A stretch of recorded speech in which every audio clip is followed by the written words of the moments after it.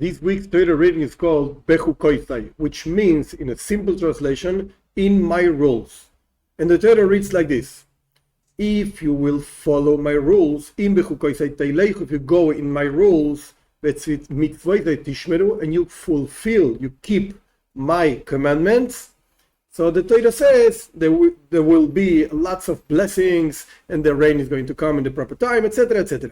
Those are the first verses of our reading this week.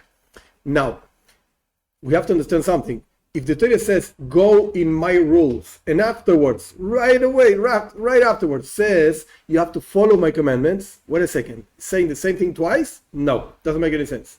So the first time that it's talking about chukoisai, my rules, is not talking about fulfilling the commandments, because that talks about afterwards.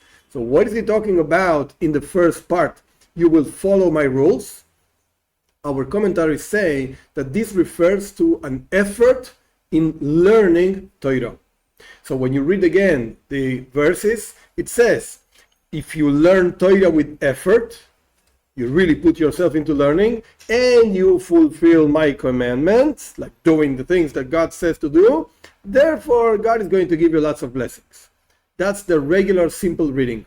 However, why is learning Torah called Bechukotai? Bechukotai really means not understandable commandments. There are three types of commandments. One type is called chukim. Chukim means commandments we do not understand why God commanded to do such a thing. Like, don't eat this animal. What's the problem with the animal? Don't eat it now. And don't do this, and don't mix wool with linen. Why not? What's the problem? Bechukotai doesn't make any sense.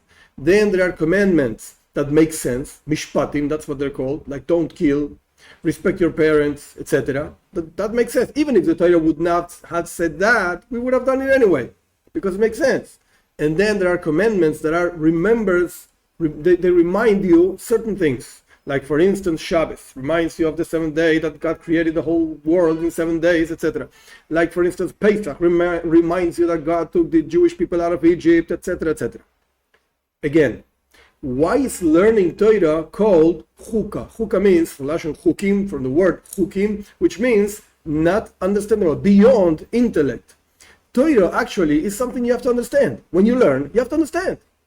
And if you don't understand, you do not fulfill the commandment of learning Torah. Except for certain parts of Torah, like we can say that. But in any case, the main thing of Torah is to understand. It's not just to know what you have to do. Rather, why? What does God want from me? You have to understand it. So why is the effort of learning Torah called Bechukotai? Should have been called something else. One idea is that the word Bechukotai not only means irrational commandments, also comes from the word chakika, which means to be engraved. When a person learns Torah, the Torah has to be one thing with the person. It has to be ingrained inside of you. What does that mean?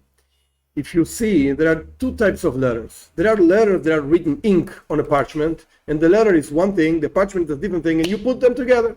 And there are letters that are engraved in the stone itself. The letter and the stone are one thing. So the Torah is telling us, if you really want to learn Torah, real effort in learning Torah means that the Torah becomes one thing with you, not two separate things. And you also learn Torah. No.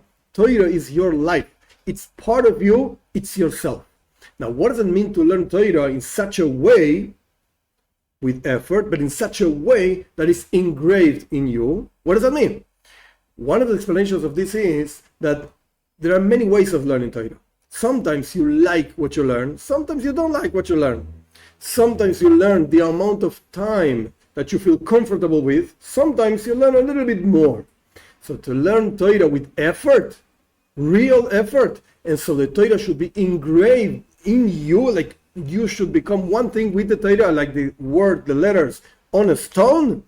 You have to learn more than what you're accustomed to. You have to learn more time, so to speak, in quantity and in quality that you feel comfortable with. You have to learn even the things you don't enjoy so much, but that's Torah. You're learning God's wisdom. You're not learning just to know what you have to do or what you don't have to do. You're learning Torah because you want to become one with God.